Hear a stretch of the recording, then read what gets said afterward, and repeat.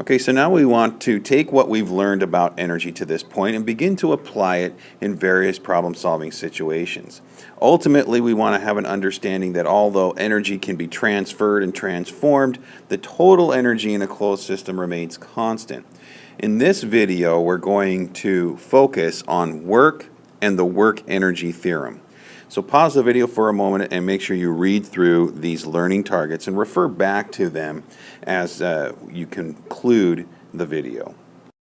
The word work is a term that we have an understanding of outside the world of physics. However, in physics, work has its own meaning. Specifically, work is done when a force causes an object to move. Suppose I have a crate on the floor and I push it. It slides across the floor. In physics, we say that as it slides, I do work on that crate. Now, if I want to do more work on that crate, I can either push it for a longer period of time, so I can push it farther, or I can push on it harder. So the larger the displacement, the greater the work that's done. The stronger the force that I apply, the greater the work that's done. So what we can say about the relationships between work and applied force and work and displacement is that work is directly proportional to that applied force and work is directly proportional to the displacement. This yields to us the expression work equals F times D, and it tells us that in order for work to be done, a force has to move an object, and that object must be displaced. So, in the case of my crate here, if I push it, say, 3 meters at a constant speed with a force of 70 newtons, I do 210 units of work on it. Now, looking at the expression for work, we see that these units would be Newton meters. This unit is defined in physics as a joule, and a joule is named after James Joule. He was a big name in the area of energy. 1 joule is equal to 1 Newton meter. You may also see work listed in units of Newton meters from time to time. Just know that the Newton meter and the joule is equivalent. Also, be careful about not confusing the J of the joule, a unit, with the J of impulse, a variable. Now this example has been fairly simple. I push on a crate, it moves, I do work. However, what happens when the force is applied at an angle? In this drawing here, this fellow is pulling on a bag at an upward angle. Now, if the bag slides across the floor to the left, we can be assured that work is being done because a force is being applied and there is a displacement. But is the work that's being done directly proportional to the entire force that's being applied? The answer to this is no, it's not.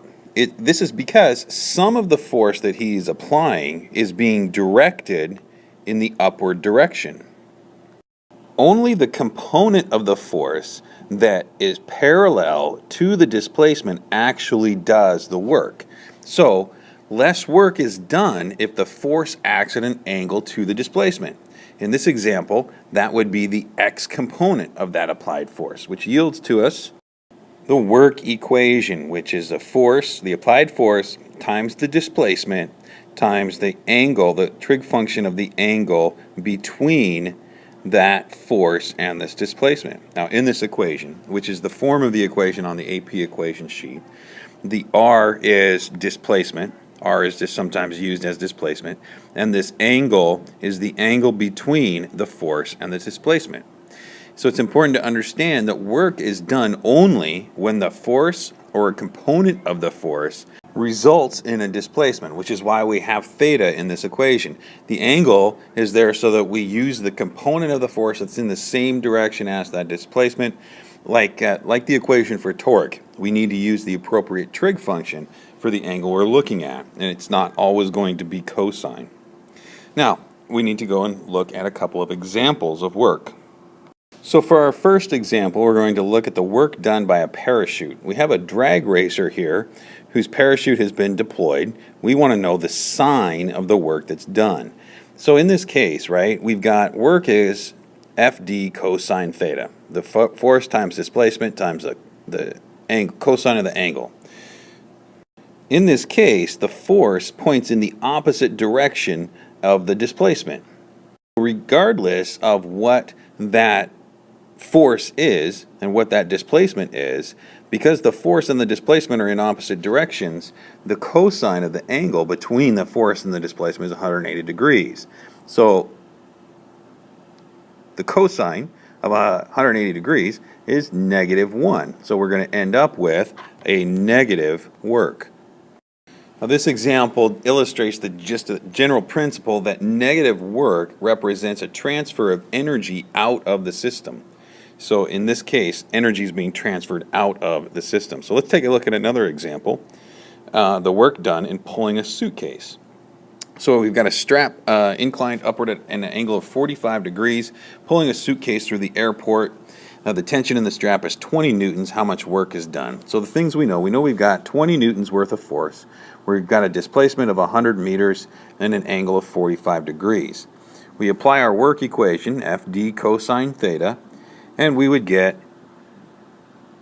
14.2 joules worth of work. Now it is possible to exert forces and have no work done. There's 3 conditions under which no work is done. The first, if the object undergoes no displacement while the force acts. I can push against a wall and all I want, but if the wall does not move, I do no work. The second condition is if the force is perpendicular to the displacement. When I'm carrying a suitcase, I pull upward on it, directly upward. If I walk forward while pulling upward, the force and the displacement are perpendicular and no work is done because the cosine of 90 is 0. And the third condition is if a part of the object on which the force acts undergoes no displacement, like the person pushing on the wall here. Now, one last thing before we need to cover concerning work before moving on is force displacement graphs. One of our learning targets for this is to be able to relate the work done by a force to the area under a force, a graph of force as a function of position, and calculate that work in the case where the force is a linear function of position. All this means is that when we're faced with a graph of force versus displacement, we recognize that the area under the graph is the work done, which makes sense, right? Suppose the area is a rectangle, the area is length times width, or force times displacement, which is work done. So we've talked a bit about energy, and I've introduced some of the basic types of energy, and one of those types of energy has been kinetic energy. Kinetic energy is the energy of motion.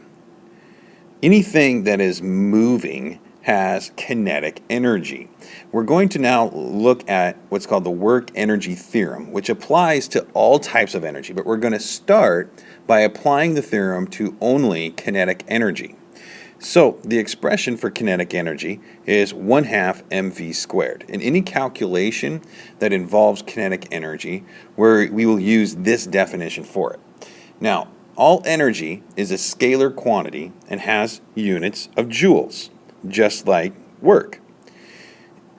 Kinetic energy depends on both the object's speed and its mass. So if a bowling ball and a volleyball are traveling at the same speed, the bowling ball has more kinetic energy than the volleyball traveling at the same speed because the bowling ball has more mass than the volleyball.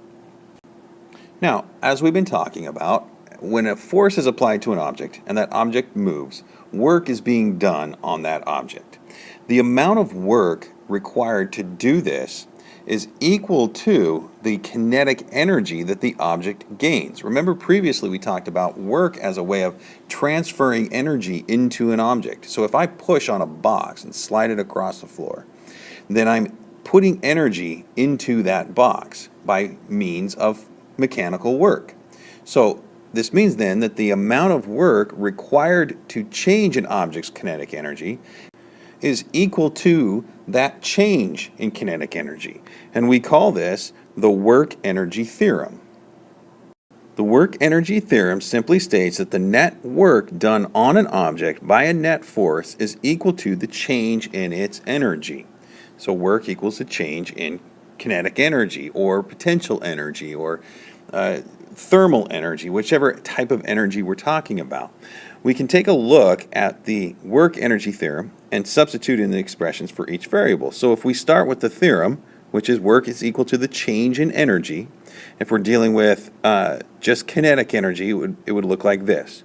So we can substitute in our expression for work, our final kinetic energy minus our initial kinetic energy, and substitute in our expression for each kinetic energy, their final kinetic energy and the initial kinetic energy.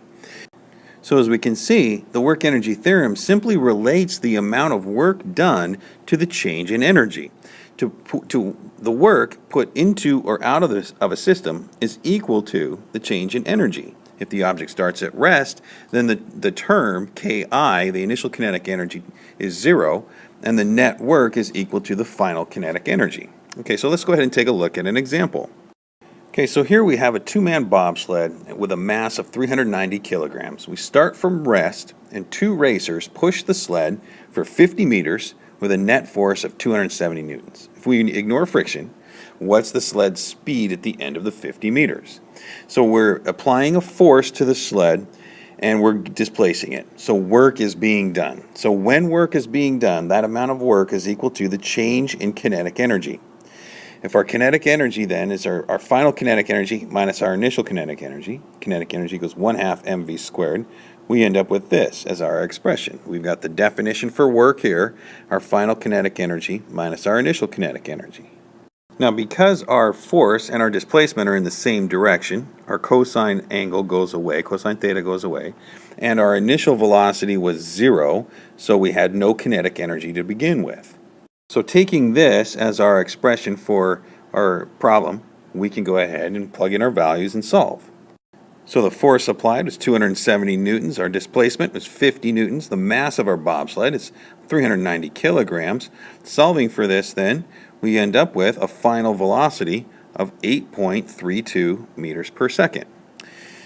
Now it's important to realize that the work energy theorem does not apply only to kinetic energy. It applies to all types of energy. The amount of work done is equal to the change in energy. It doesn't matter what type of energy it is. The idea is that if you want to change an object's energy, you must do work on the object, or the object must do work on the environment.